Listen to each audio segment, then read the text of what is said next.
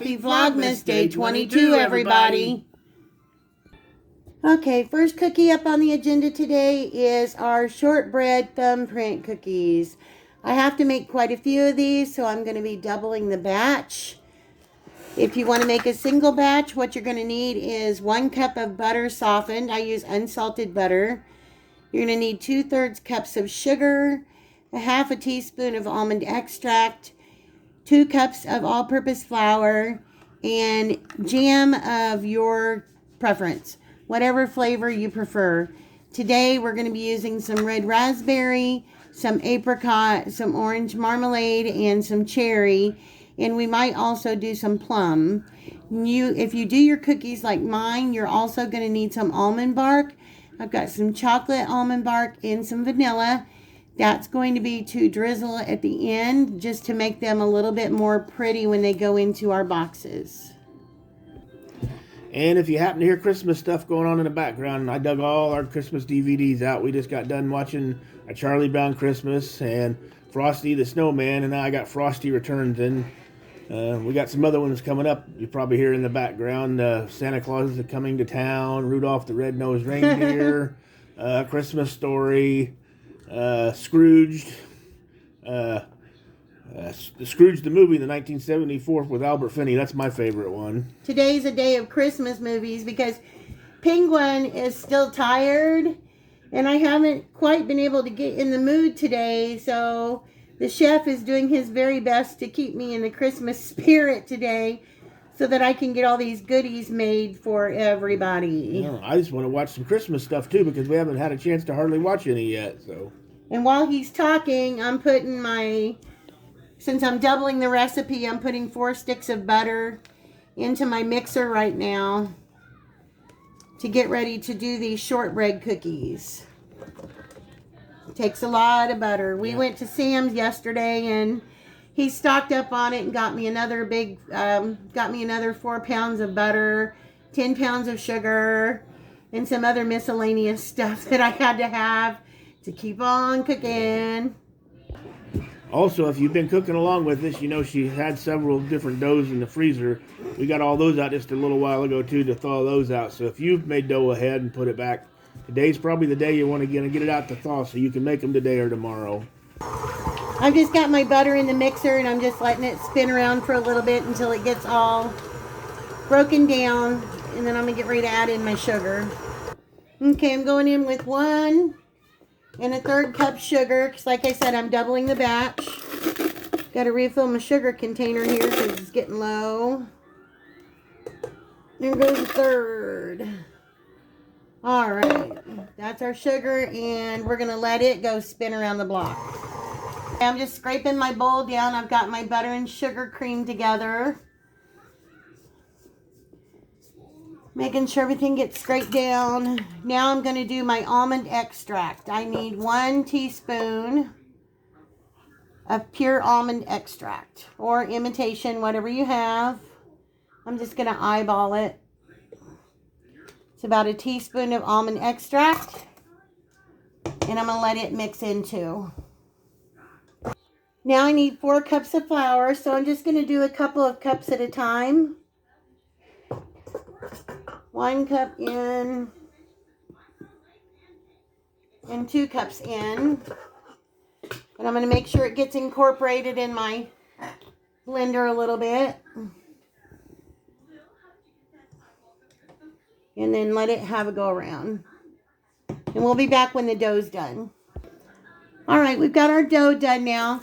And as with any good cookie dough, you know it's good if you touch it and it doesn't stick to your fingers. That's the kind of dough that you want. It makes it easier to work with. So now I'm just going to scoop this out onto some press and seal. I thought I had some saran wrap, but I didn't. The one thing that I forgot to get, but that's okay. I've got plenty of press and seal. And if you have press and seal, you don't need saran wrap. So I'm going to get all this dough out onto this. I'm going to cover it tightly. I'm going to put it in the refrigerator and let it chill for an hour. Okay, now we're back onto our shortbread thumbprint cookies. I took my dough out of the refrigerator. It's been there chilling while I was making the pecan snowball cookies. So I'm going to unwrap this real quick. Are you all doing some baking today too? I'm sure. My brother came over earlier to pick up some baking stuff for my sister-in-law. I had some stuff extra that I wasn't going to use. So he came and picked it up, and she has her kitchen going, but not so much. My brother's going to be making some stuff. He likes to do baking too. So he's going to be doing his goodies tomorrow, he said. So anyway, I'm going to pinch off a piece of dough off of my shortbread. And I want to roll it into about a 1-inch ball. Hey, that ain't dough you're pinching. Funny, ha-ha. Heidi ho ho. Okay, rolling it into a ball, as you can see. We're going to put it in our cookie sheet. Now, these will spread out. So you want to put them about 2 inches apart on your cookie sheet. The chef's in such a humorous mood today. The chef's just trying to stay awake. The chef's... He got more sleep than I did, and he's trying to stay awake. I did, but I'm sleepy. But he's been up doing a lot of stuff, so... He's a little sleepy. He's dreaming of what he's going to get for Christmas. There's one thing that I've been trying to get him, but I have to go out of town to get it. So depending on how things go, if I have time, if I get all my cookies done like I'm supposed to, then I might be able to get out tomorrow and grab it. It's just been sold out everywhere else that I've checked. What's been sold out? I'm not going to tell you what's been sold out. They're so nosy, aren't they? So nosy. You want to shake your package the other day. You shake your package all the time. All right, I'm going to get my cookie sheet filled up with these, and then I'll show you what we're going to do next. Okay, we've got our balls rolled out now. You can do your indentations in the center any way you want. If you want to do traditional with your thumb, just make an indentation like that, you can do that. If you want to, I thought about trying this to save some time. It's my little doodad that I have for grinding spices and stuff. Thought I'd try that and see if it worked, giving me a little indentation in the center. And for the most part it does. It doesn't leave it real deep, but it's okay because I can go back and make it a little deeper. It's just a time saver for me, I guess. More or less. Save a little bit of time. So I'm going to go through and I'm going to make my indentation in all of these, and then I'll be back. Okay, we've got all of our indentations in there now. The first flavor I'm going to start with is orange marmalade. And we're watching Santa Claus is Coming to Town with the voice of Fred Astaire and Mickey Rooney. I love Mickey Rooney too. Well, Fred Astaire too.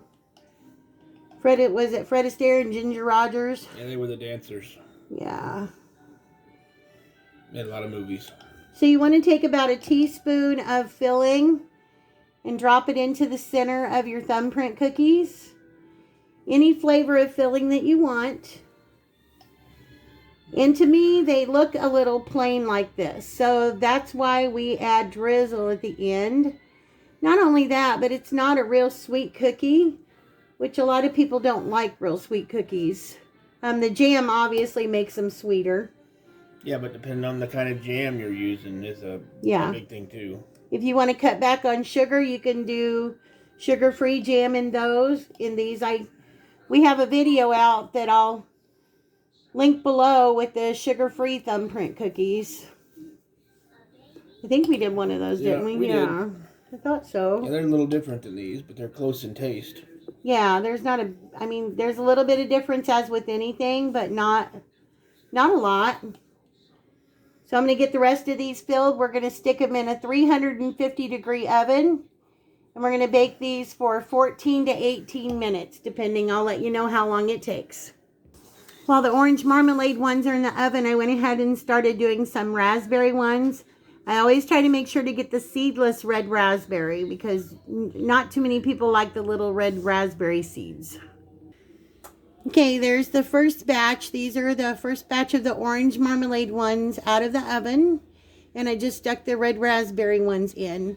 So I'm going to go ahead and go through making all of these cookies, and then I'll show you what I do next. Don't forget, we got our contest drawings come up later on. Yeah, we will have our contest drawings in a video later on this evening. Don't forget about that. In batch number 3, got some orange marmalade, some red raspberry, and the 2 on the far end down there, they're plum. I got some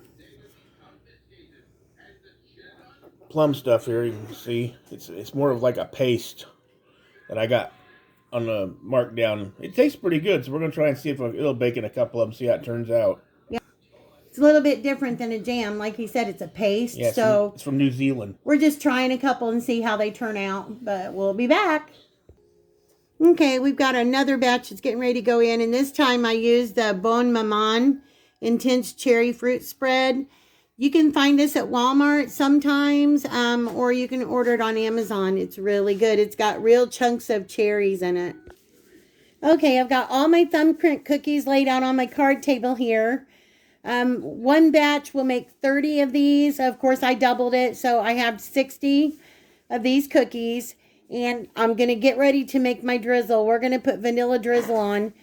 We decided we have some that we've already made that have apricot in them. So we decided to eliminate the apricot. So we went ahead and did more orange marmalade, the red raspberry, and we did the cherry. So I'm going to melt my bark and we're going to get these glazed. So here's my bark. I've got 3 cubes out. I'm going to microwave it for 30-second increments until it's all melted. Okay, I've got this melted now. I'm just going through and putting some on my spoon and just shaking it around. Flicking my wrist back and forth. Doesn't matter what pattern you have on it, as long as you have something. Not only does it make the cookie look better, but it also helps protect the sticky part of the jam. So you can actually, when the bark is dry, you can stick these cookies on top of each other because the bark will dry hard. So this is what we're doing, and it just makes them look a little bit more festive. No certain pattern, just like a crazy painter, more or less, is what you're doing. Just going and flicking them on. So as soon as I get them all done, we'll show you what they look like.